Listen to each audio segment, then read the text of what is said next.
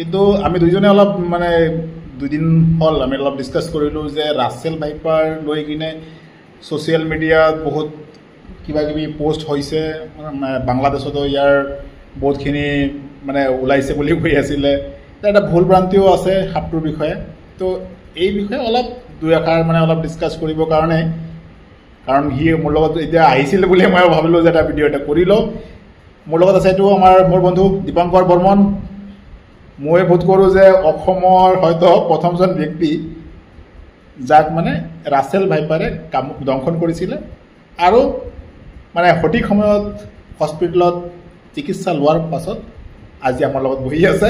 তো গতিকে Russell viper কামুৰিলে মৃত্যুমুখত পৰিব বুলি বহুত সমাজ মাধ্যম মানে সামাজিক মাধ্যমত মানে কিছুমান নিউজ চেনেল হওক বা পৰ্টেলে ভুলকৈ মানে প্ৰচাৰ কৰি আছে।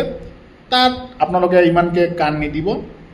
মুঠ কথা আমি তাৰ পৰা জানিম কেনেকৈ কি হৈছিলে, ক'ত পায়, সেই বিষয়ে অলপ ডিছকাছ কৰিম। দীপংকৰ, মোক প্ৰথম প্ৰশ্নটো তোমাৰ ওচৰত থাকিব এইটোৱে যে ৰাছেল ভাইপাৰ আগত কিন্তু আমি ইমান শুনা নাছিলোঁ, এতিয়া ৰিচেণ্টলি ৰাছেল ভাইপাৰ লৈ বহুত মানে আলোচনা হৈ আছে। তোমাৰ প্ৰথম ৰাছেল ভাইপাৰৰ মানে সাক্ষাৎ হওক বা তাৰ বিষয়ে যিটো নলেজ কেতিয়াৰ পৰা হৈছিলে, এইটো কেতিয়া হৈছিলে? ডেটটো মই একজেক্ট মনত নাই, বা 2016 চনৰ কথা। তেতিয়া মই বেলেগ এটা কাৰণত ৰাস্তাতে গৈ আছিলোঁ। তেতিয়া মানুহ কিছুমানে মানে গড় হৈ কেনে মানে কোনটো অঞ্চলৰ এইটো কৈ দিয়া? এইটো ৰাখালবি বুলি কয়, বঙাইগাঁও জিলাত। তো তাত আপোনাৰ মানে মানুহবিলাকে কৈছে অজগৰৰ পোৱালি ওলাইছে, অজগৰৰ পোৱালি। তো ময়ো চিন্তা কৰোঁ, মই যিহেতু আমি সংৰক্ষণৰ কামত জড়িত হৈ আছোঁ, তো মানুহে যে মাৰিব খুজিছে মই ভাবিছোঁ নাই, ইয়াক বচোৱাটো মোৰ দায়িত্ব। তো এনেকৈ গৈ মই ধৰিব কৈছিলোঁ। আৰু যিহেতু মই ভালকৈ ইমান সাপৰ বিষয়কেইটা মোৰ ইমান নলেজ নাছিলে সেইটো টাইমত, আৰু মই মানে সাপকেইটা ৰেস্কিউ নকৰোঁ, এইবিলাক বেলেগ জন্তুৰ লগত যদিও কাম কৰোঁ। তো মই যেতিয়া ধৰিলোঁ, ধৰাৰ পিছত মই বেগত ভৰালোঁ। দুটা সাপ আছিলে সংগম কৰি, মই তেতিয়া সেই বিষয়ে ইমান আইডিয়া নাছিলে। তেতিয়া মই ভাবিছিলোঁ এটা সাপ আছিলে, যিহেতু এটা ধৰিলোঁ নেক্সটটো ধৰিব লাগিব, যিহেতু একেলগে আছে। নেক্সট ধৰোঁতে মোক কামুৰিলে। তেনেকৈ মোৰ মানে এই ৰাছেল ভাইপাৰৰ লগত মোৰ সাক্ষাৎ হ'ল সেইটো সময়তে। হয়, তো ৰাছেল ভাইপাৰে যে কামুৰিলে যে একদম মৃত্যুমুখত মানে পৰিবই, সেইটো মানে যে মিছা, তাৰ প্ৰত্যক্ষ প্ৰমাণ আমাৰ ওচৰতে আছে। দীপংকৰ বৰ্মন আমাৰ লগত বহি আছে। আৰু এটা কথা যিটো হৈ আছিলে যে ৰাছেল ভাইপাৰ মানে বাহিৰৰ ৰাজ্যৰ পৰা কোনোবাই আনি কিনে ইয়াত এৰি দিছে, সেইকাৰণে তাৰ বংশবৃদ্ধি হৈ আছে, সেইটো কিমান দূৰ মানে সত্য আছে? মোৰ বোধেতো সেইটোতো সত্য নহয়, কাৰণ মোৰ গাঁৱতো মোৰ বহুত বছৰ আগৰ পৰা কিন্তু এই সাপটোৰ মানে উপস্থিতি আমি পাইছোঁ। তো তুমি কি ক'বা এইটো বিষয়ে? মই তাৰ বিষয়ে ইমান আগত নাজানো। মই যিহেতু 2016 চন মই যেতিয়াৰ পৰা গম পালোঁ যে ৰাছেল ভাইপাৰ, কিন্তু মোক দংশন কৰা মানে কিছুমান পিছতেই প্ৰায় সেই অঞ্চল, আমাৰ গোটেই অঞ্চলবিলাক বঙাইগাঁও জিলাত, চিৰাং, দাঁতিকাষৰীয়া অঞ্চলবিলাকত এই সাপটোৰ বিষয়ে মানে গম পালোঁ যে মানুহে দেখি পাইছে। আৰু মানুহবিলাকে অলপ মোৰ কেছটো হোৱাৰ পিছত ইনচিডেণ্ট মানুহে অলপ সচেতনতা আহিছিলে সেই অঞ্চলৰ। মানুহে যিহেতু অকণমান গম পাইছিলে কিছু মানুহে ৰাছেল ভাইপাৰৰ কথাটো।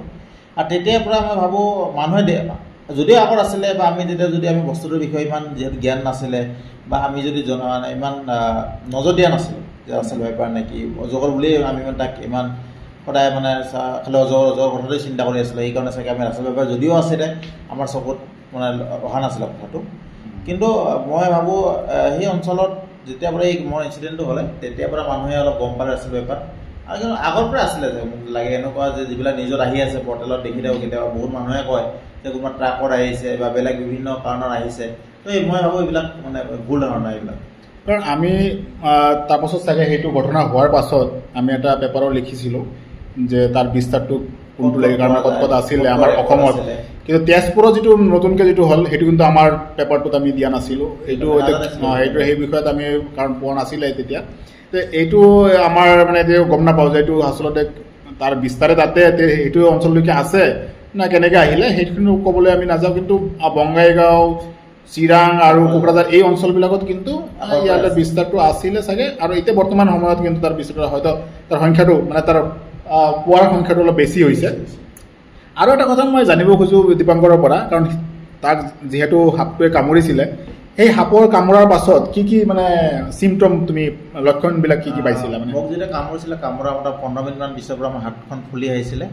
তাৰপিছত হাতখন ফুলি অহাৰ পিছত মই এটা দাঁতে কামুৰিছিলে, এটা দাঁত কামুৰিছিলে। তো হাতখন ফুলা আৰম্ভ কৰিছিলে মোটামুটি 15 মিনিটমান পিছতে। তো গৈ ভালেখিনি ফুলি গৈছিলে হাতখন, মোৰ সোঁ হাতখন। তাৰপিছত মই যিহেতু হস্পিটেল পাইছিলোঁ, তাত হস্পিটেলত মোৰ ট্ৰিটমেণ্টবিলাক চলি ট্ৰিটমেণ্টৰ সময়তো মোৰ মানে কিছুমান অসুবিধা হৈছিলে। যেনেকুৱা ধৰক যেতিয়া মই হস্পিটেল গৈ পাইছোঁ ডেৰ ঘণ্টামান পিছত, তেতিয়া মোৰতো হাত ফুলি আছিল, লগতে মোৰ মানে বমি নিচিনা লাগিছিলে, মূৰ ঘূৰাই গৈছিলে। তো এইবিলাক অসুবিধা তাত হৈছিলে। তাৰপিছত দুদিনমান পিছত মই চকু দি আকৌ দেখিব পৰা নাছিলোঁ। তাৰ কিছুদিন পিছত মোৰ কিডনী এফেক্ট কৰিছে, কিডনী অসুবিধা হৈছে, কিডনীৰ বহুত মই ডায়েলিচিছ কৰিব লগা হৈছিলে। তাৰ লগতে মোৰ খোজতি আৰম্ভ হৈছিলে।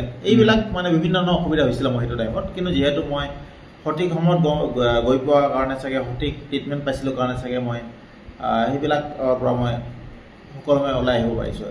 এতিয়া বৰ্তমান সময়তো তোমাৰ সেই কোনো ধৰণৰ প্ৰব্লেম মই 6 মাহলৈকে মোৰ অকণমান দুৰ্বলতা এটা আছিলে, 3 মাহলৈকে মই বহুত দুৰ্বলতা আছিলে। কিন্তু 6 মাহলৈকে মই কিডনীটো টেষ্ট কৰি থাকিব লগা হৈছিলে। আৰু তাৰপিছত মোৰ কোনো অসুবিধা পোৱা নাই। মই আগত যেনেকৈ কাম কৰিছোঁ এতিয়াও সেনেকৈ জংঘলত কাম কৰি আছোঁ। তেতিয়া সেই এণ্টিভেনম উপলব্ধ আছিল নে সেই হস্পিটেলটোত? ক'ত কৰিছিলা? মই তেতিয়া মই আগৰ পৰা গম পাইছিলোঁ লোৱাৰ আছাম হস্পিটেল বঙাইগাঁও, তাত মানে সাপৰ এণ্টিভেনমটো পোৱা যায় বুলি। মই সেইকাৰণে তাত ডাইৰেক্ট মই নিজে তাতে ডাইৰেক্টলি গৈছিলোঁ। মই এতিয়া জনাত চিভিল হস্পিটেল বঙাইগাঁৱত এভেইলেবল আছে, BRPL হস্পিটেলত আছে বঙাইগাঁৱত, আৰু সকলো চিভিল হস্পিটেল, মেডিকেল কলেজ অসমৰ মোটামুটি হস্পিটেল চাগে উপলব্ধ আছে চাগে। হয়, আৰু মই বহুতে হয়তো সামাজিক মাধ্যমত দেখা পাইছে চাগে, কিছুমান আমাৰ ডক্টৰসকলেও মানে ভাল কাম কৰি আছে। শিৱসাগৰৰ অঞ্চলত কিছুমান ডক্টৰেও মানে ভাল কাম কৰি আছে, সৰ্পদংশনৰ ওপৰত সজাগতা কৰি আছে। বহুত মানুহে ইয়াৰ মানে সজাগতা কাম কৰিয়ে আছে।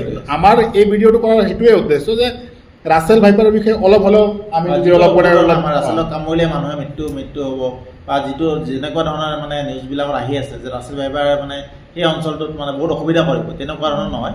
আগতো আছিলে আৰু থাকিবই, আৰু আমি তাৰ লগত মিলি থাকিব লাগিব। আমি খালি সাৱধানতা অৱলম্বন কৰিব লাগিব। আৰু এটা কথা যিটো হৈছে, যেনেকৈ সি মানে অজগৰ বুলিয়ে ধৰিব গৈছিলে, মানুহ যাতে সেইটো ভুল নকৰে। আজিৰ ভিডিঅ'টো কৰাৰ এইটোৱে উদ্দেশ্য এটা, যে অজগৰ সাপ হৈছে বুলি আপুনি ধৰিব গ'লে সেইটো কিন্তু ভুল হৈ যাব। সেইটো নকৰাটো ভাল হ'ব। সাপ যিটো হওক, আপোনালোকে যদি এক্সপিৰিয়েঞ্চ নাই ধৰাৰ বা ৰেস্কিউ কৰাৰ, হেণ্ডলিং কৰাৰ, আপোনালোকে ধৰিব নালাগে। আপোনালোকে ৰেস্কিউাৰক ফোন কৰিব বা ফৰেষ্ট ডিপাৰ্টমেণ্টত জনাব, তেওঁলোকে আহি কিন্তু যদি আপোনালোকে হেল্প কৰে ভাল। সাধাৰণতে আমি যিটো গম পাওঁ যে আচলতে সাপ আমাৰ ওচৰে পাজৰে থাকে, তাক মানে ৰেস্কিউ কৰাৰ আচলতে প্ৰয়োজন নপৰে।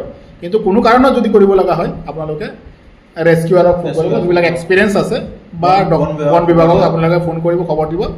আপোনালোকে ধৰিবলৈ নাজানো, বিষাক্ত হওক বা বিষহীন হওক, একো সাপকে ধৰিব নালাগে। আমি নিজেও নধৰোঁ, আমিও মানে পৰামৰ্শ দিম যে আপোনালোকক নধৰিব নালাগে। সেইটো এটা কথা আছিলে। আৰু এটা কথা যিটো আছিলে যে এটা কথা যিটো কৈ আছিলোঁ যে সাপৰ যে এটা ভুল ধাৰণা এটা আছে যে সাপ কামোৰাৰ পাছত এই যে ওঝা কবিৰাজৰ ওচৰত গ'লে ভাল হৈ যাব। ৰাছেল ভাইপাৰ কামোৰাৰ পাছত সেইটো কৰিলে ভাল হ'ব জানো? কি বুলি ভাবা? মই যদি এই ভুলটো কৰিলোঁ হয়, মই যদিও নাজানো ৰাছেল ভাইপাৰ অজগৰ বুলি জানো, তথাপি কিন্তু মই যিহেতু জানো যে যিকোনো সাপৰ কেতিয়াবা যদিও বিষহীন সাপ, তাৰ কিছুমান বেক্টেৰিয়া থাকিব পাৰে, সেইটো এফেক্ট কৰিব পাৰে। যিহেতু মোক ফুলা আৰম্ভ কৰিছিলে, মই বিভিন্ন চিন্তা কৰিয়ে কিন্তু মই আগৰ পৰাই জানো যিকোনো সাপ বিষহীন হওক, বিষাক্ত হওক, সদায় হস্পিটেলত যাব লাগে। আৰু সেই ক্ষেত্ৰত মই অকণমানৰ বেলেগ চিন্তা কৰা নাছিলোঁ। মই ডাইৰেক্ট কোনো কভাৰেজৰ কথা উল্লেখ কৰা চিন্তাই কৰা নাছিলোঁ, ডাইৰেক্ট মই হস্পিটেললৈ গৈছিলোঁ। আৰু সেইকাৰণে চাগে আজি মই ইয়াত জীৱিত হৈ আছোঁ। নিশ্চয়। আৰু ৰাছেল ভাইপাৰ বা চন্দ্ৰবৰা সাপ ভাবি কিনে আপোনালোকে যদি অজগৰকো মাৰিব যায়, তেতিয়াহ'লে ভুল হ'ব। কাৰণ সেইটো আমাৰ পৰিস্থিতিৰ কাৰণে ভাল, পৰিস্থিতি তন্ত্ৰৰ কাৰণে ভাল। তো গতিকে আমাৰ এই ভিডিঅ'টোৰ মূল উদ্দেশ্যটো হ'ল যে ৰাছেল ভাইপাৰে দংশন কৰিলে মৃত্যু হ'ব, বা অজগৰ মানে ৰাছেল ভাইপাৰক মানে অজগৰ বুলি ভাবি কিনে মাৰিব গ'লেও ভুল হ'ব, আৰু অজগৰ বুলি কিনে ৰাছেল ভাইপাৰক ধৰিব গ'লেও কিন্তু ভুল হ'ব। তো সেই তিনিটা বস্তু কিন্তু আপোনালোকে অলপ নজৰ দিব, আৰু সাপৰ পৰা সদায় দূৰত থাকক। কাৰণ আপোনালোকেও ভালকৈ নাজানে সাপৰ বিষয়ে, আমিও ইমান মানে অধ্যয়ন কৰাৰ পাছতো কিছুমান ক্ষেত্ৰত ভুল হৈ যায়। তো গতিকে সেইখিনি আপোনালোকে যদি মানে সাৱধানতা অৱলম্বন কৰে, আপোনাৰ কাৰণে ভাল হ'ব, সাপৰ কাৰণেও ভাল হ'ব। তো সেইখিনি কৈয়ে আজিৰ এই যিটো আমাৰ ডিছকাশ্যনটো আমি ইয়াতে সামৰিব খুজিছোঁ। আমাৰ যদি পেপাৰটোৰ বিষয়ে আপোনালোকে জানিব খোজে, যিখিনি আমি কৰিছিলোঁ, আমাক ডাইৰেক্ট লিখিব পাৰে, বা আপোনালোকে গুগলত চাৰ্চ কৰিলেও আপুনি পাই যাব। সেইখিনি কৈয়ে আজিৰ এই অনুষ্ঠানটো শেষ কৰিম। মই দীপংকৰকো ধন্যবাদ দিম যে সি আজিৰ মানে থুলমূলকৈ হ'লেও এই সাপৰ যিখিনি তাৰ অভিজ্ঞতা হ'ল, সেইখিনি আপোনালোকৰ আগত সি দাঙি ধৰিলে। অসম টাইম ৰাইজৰ কণ্ঠ অসম টাইম। ঘৰত আনন্দ আৰু সম্পৰ্কৰ চমক বজাই ৰাখিবলৈ জৰুৰী হৈছে সকলো আনন্দময় মুহূৰ্তত মৰমৰ উপহাৰ দিয়াটো। সেইবাবে মধুশ্ৰী জুৱেলাৰ্ছে আনিছে সকলো ৰঙীন ক্ষণৰ বাবে বিশেষ গহনা। হীৰাৰে হওক, সোণৰে হওক বা ৰূপৰে হওক, শ্ৰেষ্ঠ ডিজাইনছ আৰু হলমাৰ্কযুক্ত গহনাই ৰাখে সম্পৰ্কক নিখুঁত।